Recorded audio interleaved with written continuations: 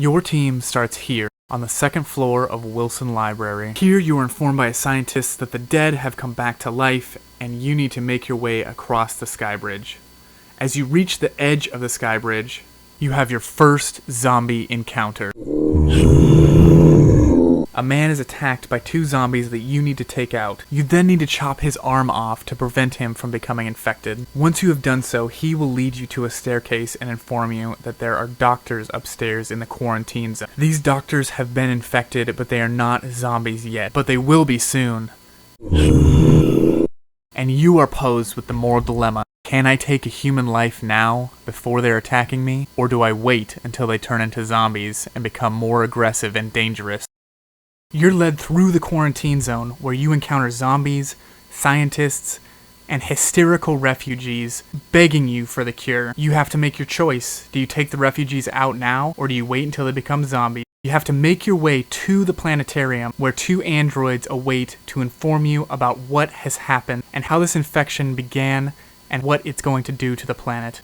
After being locked in the planetarium with the androids, the dead outside have begun to rise again. You have to break your way out and make your way back down the stairs. The androids have informed you that there is a cure, and it's being worked on in a laboratory back the way you came. So you need to make your way back across the sky bridge and make your way down into the laboratory where this entire disaster began. But you better watch your 6, because there are refugees following you the entire way. After leaving a pile of zombies in your wake, you meet up with another scientist.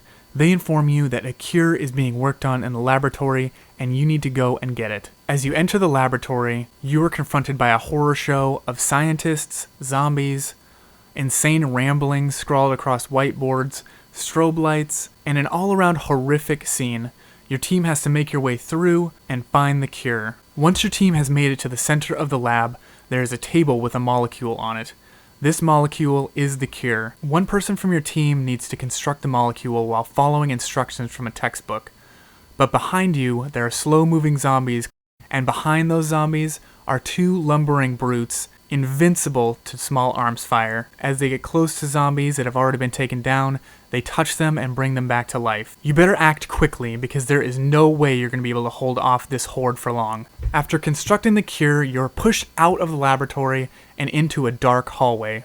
As you make your way down the stairwell, you realize that this is going to get worse before it gets any better. You enter a hallway that is ripped straight out of a zombie horror film. It is a small, dark corridor with blind corners on the left and right. Your team has to take off running down this hallway because right behind you is a huge horde of zombies, and you need to make your way to the stacks in order to save someone who's been captured. You're starting to realize that this may not have been an accident, and there may be someone pulling the strings here. You may not just be tangoing with zombies this whole night.